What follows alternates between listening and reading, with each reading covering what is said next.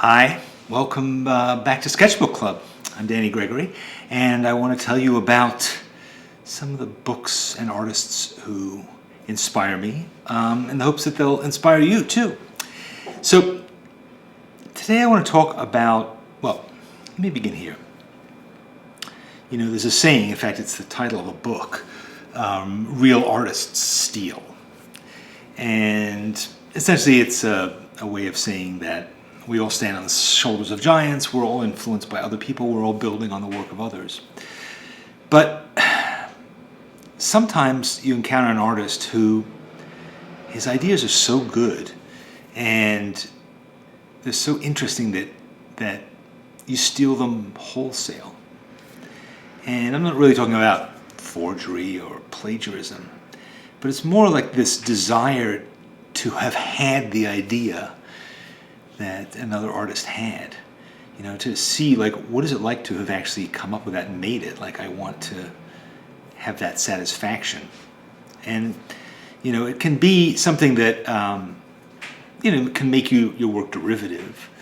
In my case, maybe it is, I don't know. That's not really for me to judge, but I do think that there's a couple of artists who, you know, I really am so interested in what they do, and their ideas are so palpable that I want to own them and to have been the author of them. So, and one of them is the guy who I want to talk about today, who is this guy, Saul Steinberg. You know, I think that this picture really captures what's so great about him. I mean, look at him. He's sort of like this, you know, nebbishy, Middle Eastern European guy with a mustache. But then there's this, you know, this little bit of wit and whimsy, and you know, that's very Steinberg. And you know, when you look at that, I don't know. When I look at it, I think, like, I want to do a drawing on my hand. I want to make it into a face.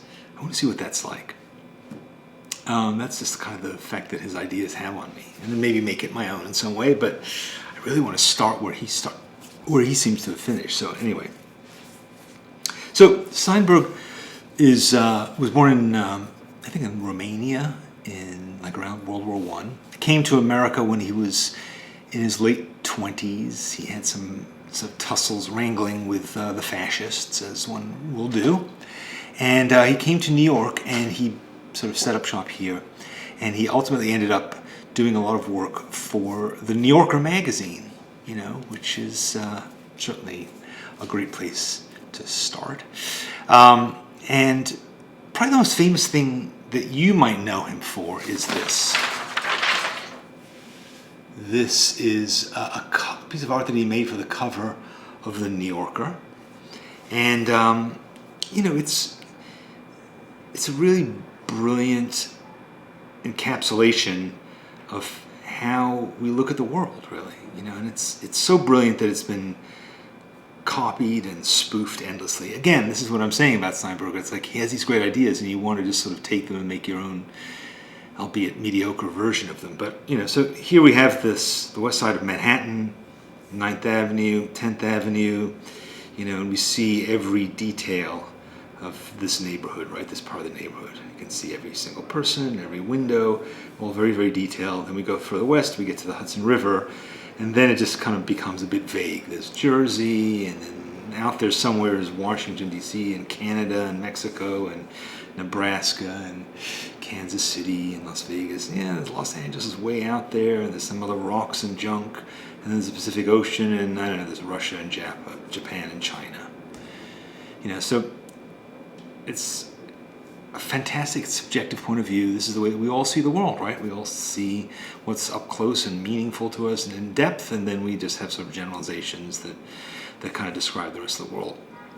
So it's one drawing, but it has a lot of insight into people. It's also like a great little drawing, you know? I mean, I love the mixture of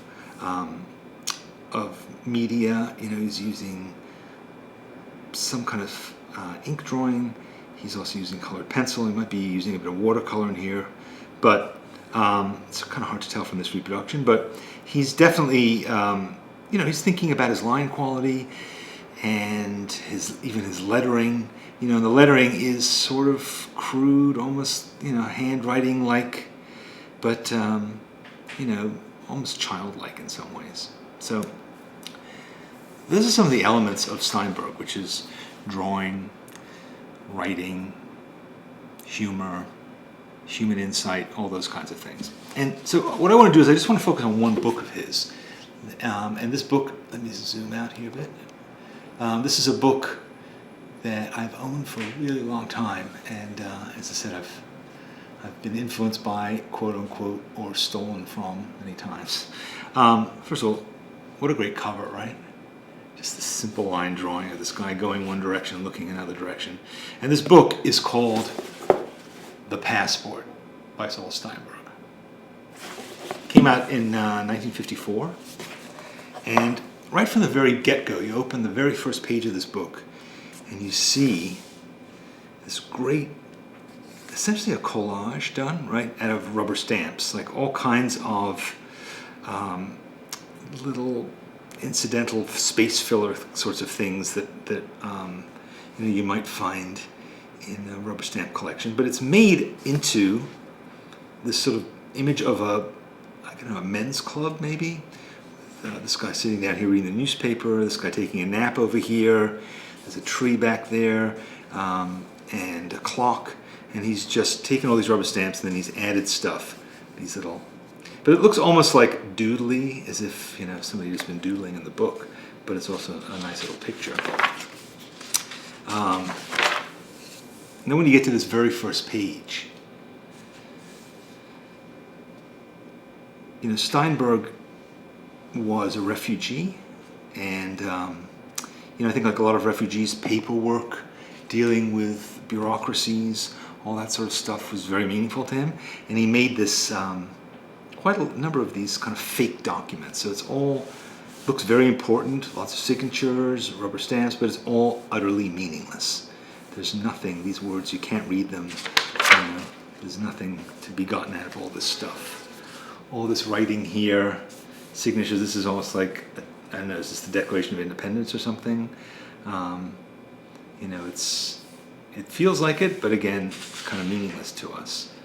And, here like this passport-looking thing with a photograph and diplomas, all this stuff, meaningless, bureaucratic mumbo-jumbo, but made out of calligraphy and rubber stamps.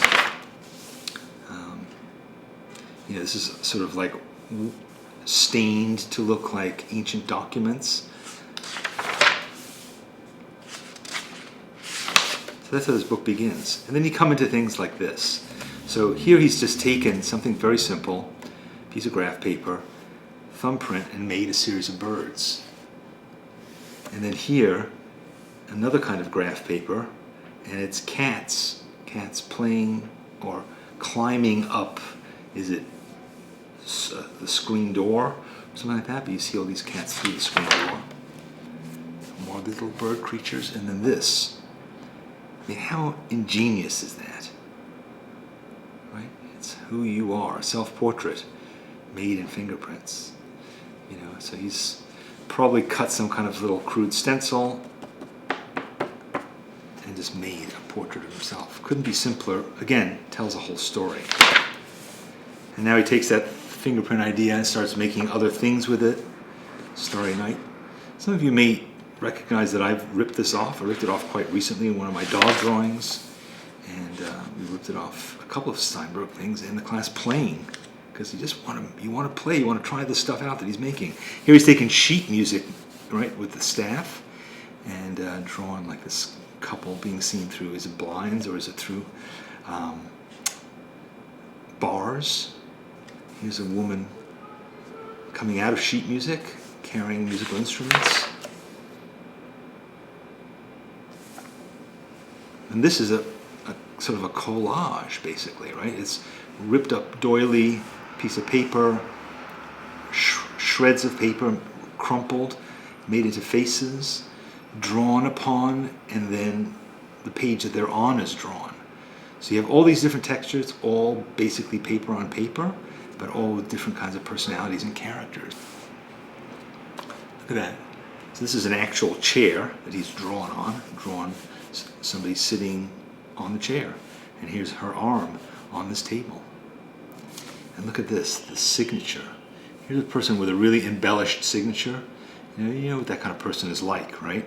Well, here's a person who maybe they have some psychological issues, confidence, matter of confidence, or confusion. So here again, a very simple idea, which is you're making yourself with what you write, and yet look at all the different interpretations as to them. Again, taking rubber stamps, these sort of bureaucratic guys carrying them around, carrying a signature, carrying signatures, carrying fingerprints. Look how simple these little guys are too, you know? They're just the simplest little block-headed creatures. And then this ornate stuff again, so you have these, armies walking by with flags, all this Baroque nonsense on them, or people carrying statues of themselves. Again, he's like deflating the pomposity of power. These are beautiful too. This is a thing that you'll see time and again in his work is line quality, and there's variations of line quality. So, like a little person drawn with a dip pen standing, carrying something that was drawn with a brush, or carrying some cross-hatching or some speckling or a piece of, calligraphy. Beautiful calligraphy. Guys. Just the simplicity of this, or this person being followed by their dog, and it's all one continuous line. You get the feeling that he just kind of did scribbledy stuff and then turned it into a person sitting under a tree. Don't you feel like you could do this? Don't you feel like you want to do it? I don't know. I think if you're at all creative, you want it to kind of play the way he's playing. Like, look at this person with their hand and the little dog face. Can you see that?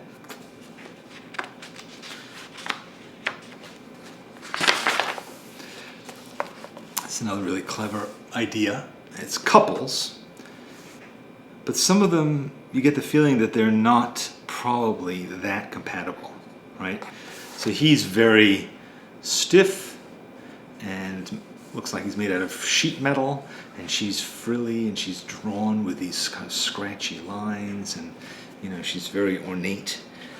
He's made of brushes and she's cross-hatched. He's very kind of strong lines. She's frail. She's very sort of geometric and ornate and kind of confident, and he's almost vanishing. So each of these couples, she's painted and he's kind of almost featureless. You could see he had this idea, and then he wanted to just explore it and kept doing it. So it's like here's an entire family. Look at this kid. The kid looks like it was drawn by a kid, and then each of these characters, totally different personalities, just evoked by the line, right? They're not. That's what gives them their character. And here he just tries it a bit more formally. It's not quite as successful as those looser drawings. Or this entire life of a human. This woman goes from being a baby to being a girl all the way through life. Or this man becomes like a big important critter sitting at a desk, and then he's just standing on a beach. Or here, this old man sitting on a chair, and you can see the ghosts of everything who made him up. So again, it's almost like the same idea, and he's just playing with it, trying different things, trying what it's like for a person to disappear into their chair completely, or she loves flowers. Or this party. So this is another way of just taking that same idea. Let's have lots and lots of different characters and play around with them and see how they can all be expressed differently. In a room full of people, every single one is different because of the way that they're drawn. I love this. Have you ever seen this scene? This people awkwardly eating at a party where nobody really thought through how you're supposed to eat, and he's got like a candle on one knee and his dish on the other. So, or this. So these are photographs, probably of his bathroom, and he's just drawn a person in the tub. Wouldn't you like to try that? Wouldn't you? Fantasy landscapes. You know, I'm afraid that I'm going to spend hours looking at this book, so I better move along a bit, but I just want to show you some other examples. So a lot of this is just, you know, ornamentation. Looks like he's almost drawing this with a ruler maybe, but just, it's still really loose and flexible and fun.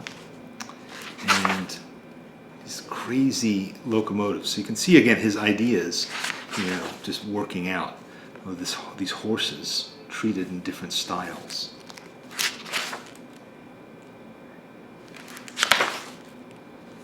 With this style of painted matador. How beautiful is that? An entire room full of pool players made out of stipples, so it's as if there's a light right above the pool table. Everything else is in these shadows, but murky and created out of dots. With this cat family. Cat being weighed with a fish. That kind of says it all about cats. Elaborate bottles of liquor. Different cities treated in different ways.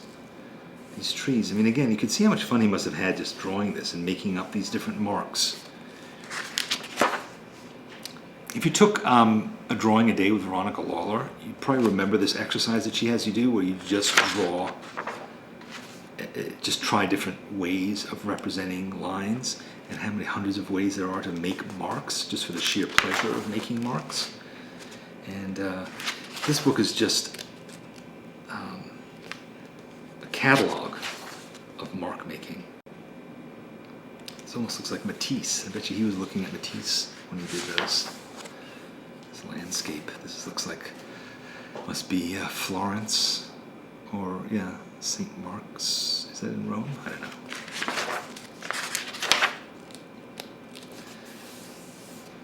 Again, look at this line, the difference in this, the weight of these lines, how this is colored in, how he's drawn every single person having arguments, all these Italians gesturing, this person riding a bicycle that isn't there, a little still life, drawn with scratchy dip pen. Sometimes he'll do things that are like outright cartoons. I'll show you some in a second. That's pretty great. This guy's playing the balalaika and singing with his strings. Or here, like this is probably a cartoon, right? This elaborate Baroque environment, and the guy's painting sort of structuralist abstraction. With his dad holding up his little girl unnecessarily to look at the moon. Lady having dinner with a bust of her husband. This couple making out, both with glasses of wine and cigarettes.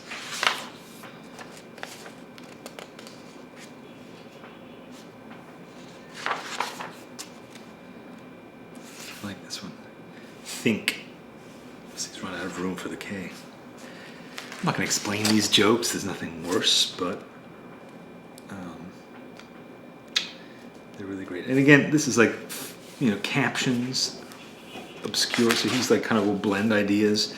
This guy carrying his head in a suitcase. More beautiful line stuff.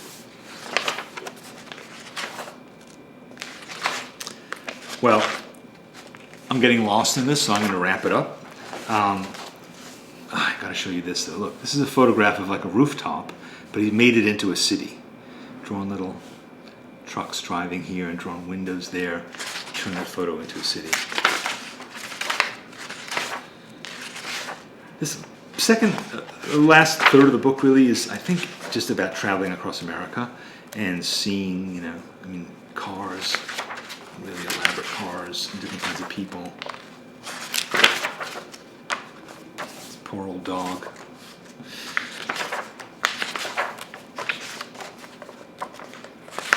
So, it's endless, his ingenuity.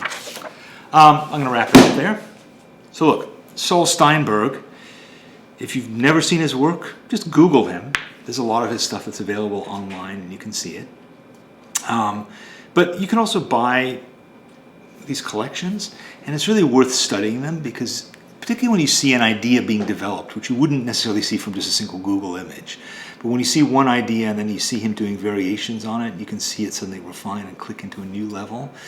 But also feel free to steal from him. Do some calligraphy, do some thumbprint people. Try doing, portraits of families where everybody has different line quality. See what you can do with it. See where you take it, because I think it's really, he may have invented it. I'm not even sure if he did, if he invented any of these things, but I'm sure he wouldn't mind if we tried them on for size ourselves and saw how they worked. I think there's about half a dozen different collections of his work. This, the Passport, 1954, I think you can still get copies of it. I'll try and put some links down below to share with you if there are any that I can find. Hey, I'm glad to be bringing you another of these sketchbook clubs. I know that they're intermittent. Sometimes I'm like really religious about doing them every week. Recently I've been involved with other stuff, so I've been a bit remiss, but I do have a bunch of other books that I want to talk about in the near future. This is probably going to be the last one of the year, because I'm going on vacation next week and I won't be back until New Year's, but I will kick off the new year, I promise you, with some new books. Maybe I'll get something for Christmas. Who knows? Maybe you'll send me something for Christmas that I can look at, but I'm joking. I won't be here, so the mailman will just have to hang on to whatever it is you're going to send me. Because I know you've been thinking about it, right? You've been thinking, I really want to send Danny something really nice and expensive. So let me do that. Well, I appreciate it in advance. Thank you very much. Hey, it's been fun this year. This is the first year of Sketchbook Club. Maybe there'll be a second, third, fourth, fifth. Maybe we'll go on for years, as long as they keep doing drawings and making books and I keep buying them and talking to you. The conversation will go on. Thanks for joining me in this club. If you have any things you think I should talk about, let me know. If you have any things you violently disagree with that I've said, don't let me know. I don't care. I'm not interested. I don't want to be bummed out. It's the holidays. Give me a break, okay? Saul Steinberg, really funny, kind of weird. Not many people have ever been like him, but I think a lot of people have been influenced by him, including me. So feel free to steal from him or steal from the things that I've stolen from him. Steal from me, whatever you want to do. It's all okay. Stealing is legal in the kingdom of art as long as you give something back that somebody else can steal from. Bye-bye.